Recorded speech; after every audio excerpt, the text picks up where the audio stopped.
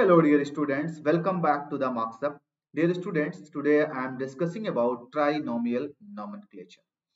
Okay बच्चों, इससे पहले आई होप हम लोगों ने बच्चों बाइनोमियल नोमेनक्लेचर पढ़ लिया होगा। जाहिर सी बात है, बाइनोमियल नोमेनक्लेचर जब बच्चों आपने पढ़ा होगा, ओके,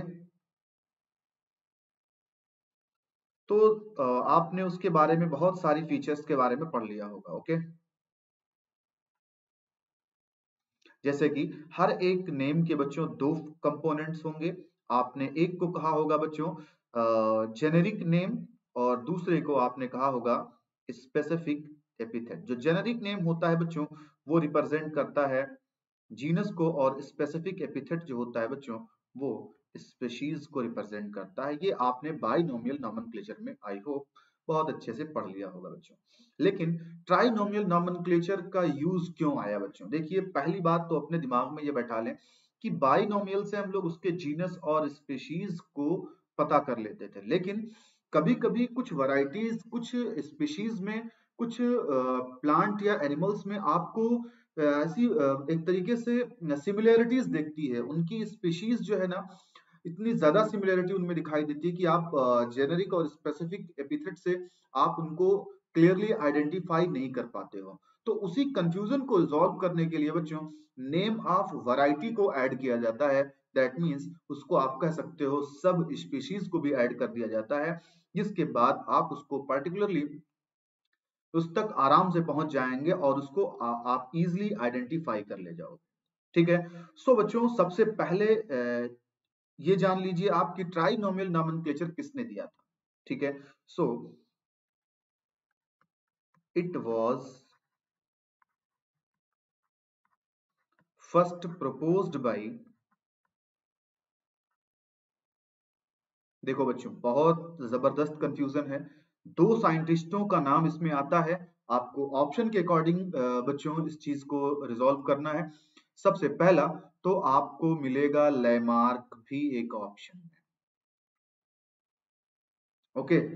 और दूसरा ऑप्शन जो आपको मिलेगा बच्चों वो मिलेगा हक्सले एंड स्टिकलैंड।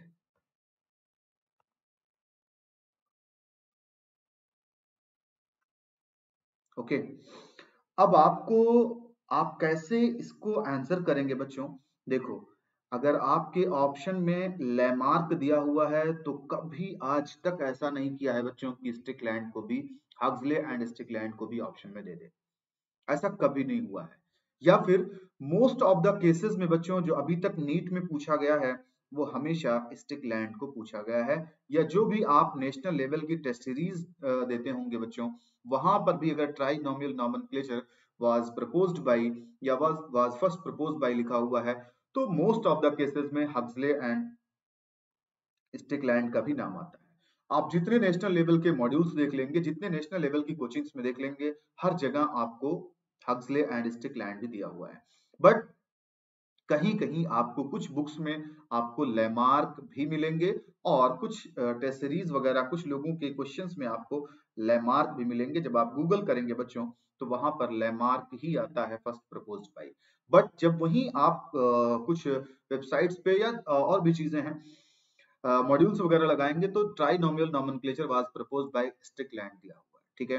तो आप आई होप बच्चों की आंसर इसी हिसाब से लगाएंगे कि जब आपको क्वेश्चन दिया हुआ है तो आपको वहां पे इस कंफ्यूजन को रिजॉल्व करना पड़ेगा। लैमार्क दिया हुआ है तो स्टिकलैंड नहीं दिया होगा। और हाँ, अगर दोनों दिया हुआ है बच्चों, आप सवाल आपका होगा सर इन केस अगर दोनों दे दिया हो तब मैं क्या करूंगा बच्चों? तब भी आप प्रियोरिटी हमेशा दोगे हक्सले एंड स्टिकलैंड को, क्योंकि नीट में बच्चों यही पूछा गया है आज तक। जितनी बार भी पूछा गया है हक्सले एंड स्टिकलैंड को ही पूछा गया है। ओके बच्चों, तो ये चीज आप ध्यान रखिएगा। अब आगे बढ़ते हैं हम लोग। बच्चों क्यों ट्राइनोमियल नोमेनक्लेचर का यूज किया जाता है? सिर्फ और सिर्फ इसलिए बच्चों, to use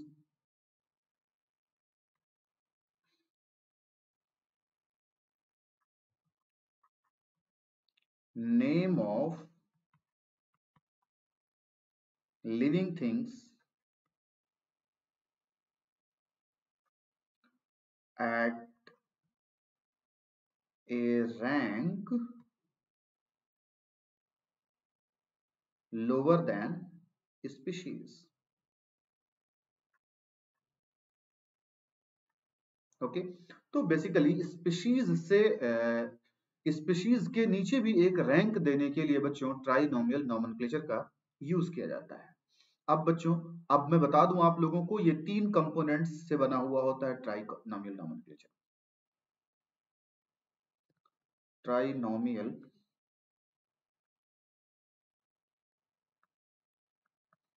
nomenclature was composed of 3 components. First क्या होगा बच्चों?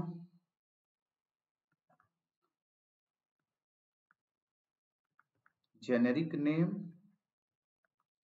दूसरा स्पेसिफिक एपिथेट एंड तीसरा बच्चों नेम ऑफ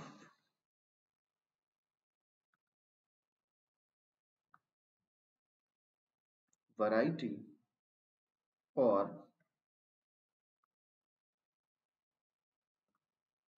सब स्पीशीज। ओके, सो बच्चों बेसिकली ट्राइनोमियल नोमेनक्लेचर के 3 कंपोनेंट्स मैंने क्या बताया? पहला आपको जेनेरिक नेम, दूसरा स्पेसिफिक एपिथेट और तीसरा name of variety, that means सब स्पीशीज। ओके बच्चों, तो एग्जांपल्स के बारे में बात कर लेते हैं। थोड़ा सा आप लोगों ने तो ये समझ लिया, ठीक है। सो हम लोग एग्जांपल की बात कर लेते हैं बच्चों। ओके, जैसा कि आपने देखा होगा बच्चों कि ब्रेसिका ब्रेसिका ओलेरेसी है ना, जिसे हम लोग गोभी कहते हैं ना, उसमें काफी ज्यादा वैरायटीज आपको देखने को मिलेगी बच्चों। आपने खास करके एक देसी जो गांव वगैरह में होंगे या शहरों में भी आपने देखा होगा बच्चों, कौवा क्रो को देखा होगा ना, उसकी कई वैरायटीज आपको देखने को मिलती हैं। सो आप एक बार देखेंगे तो किसी का नेक जो है बच्चों स्लेटी होता है, फिर आप देखेंगे तो कोई है जिसका कंप्लीट वो पूरा ब्लैक होता है, कुछ होते हैं जो डार्क ब्लैक, बहुत मतलब कई वैरायटीज आपको, 2-3 वैरायटीज आपको देखने को मिल जाएंगे। सो वहां पर आपको ट्राइनोमियल नोमेनक्लेचर का यूज करना पड़ेगा। जब बच्चों किसी स्पीशीज में वेरिएशन ज्यादा देखने को मिल जाए तो वहां पे आपको ट्राइनोमियल नोमेनक्लेचर का यूज करना पड़ता है। मैं एग्जांपल के रूप में बच्चों आप लोगों को समझा दे रहा हूं, जैसे कि ब्रासिका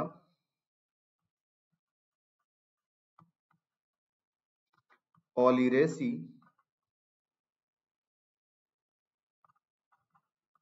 ब्रासिका ओलिरेसी, 1 सेकेंड बच्चों,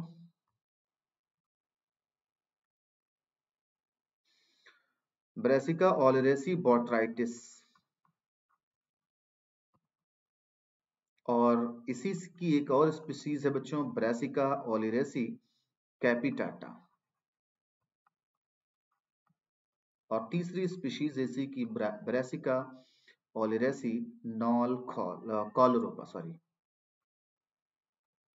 कॉलोरोपा। तीनों अलग अलग चीजें हैं बच्चों, तीनों अलग अलग चीजें हैं। आपने अगर देखा होगा तो बोट्राइटिस कौन है बच्चों? कॉलीफ्लावर है।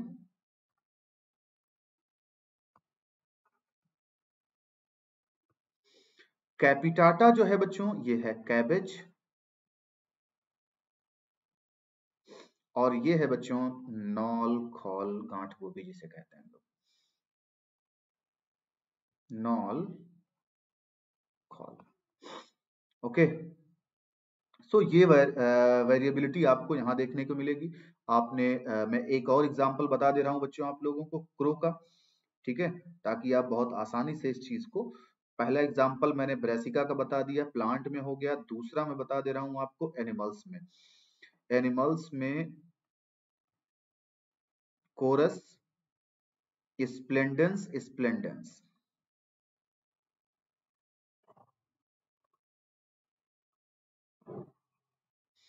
स्प्लेंडेंस स्प्लेंडेंस, ये क्या है बच्चों? जेनेरिक नेम, ये स्पेसिफिक एपिथेट, और ये क्या है बच्चों? Name of variety. ओके बच्चों, और भी एग्जांपल्स मैं आपको बता दे रहा हूं ताकि कोई कहीं से एग्जांपल पूछे आप बता ले जाइए। तीसरा एग्जांपल भी लिख लीजिए बच्चों, gorilla gorilla gorilla.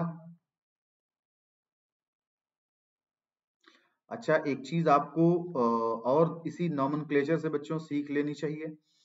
Gorilla gorilla gorilla, ये बच्चों क्या है? गोरिल्ला है, एक एनिमल ही है ना। फोर्थ पे आप देखेंगे बच्चों, तो एक और मैं बता दे रहा हूं आपको, कोरस तीन तो बता दिया ना, चौथा और क्या होगा? एक अकेसिया है बच्चों, है ना। अब बबूल देखा होगा आपने,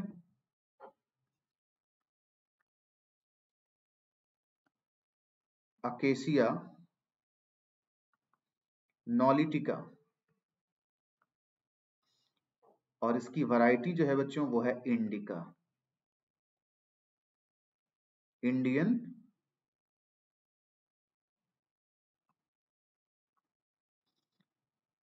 बबूल।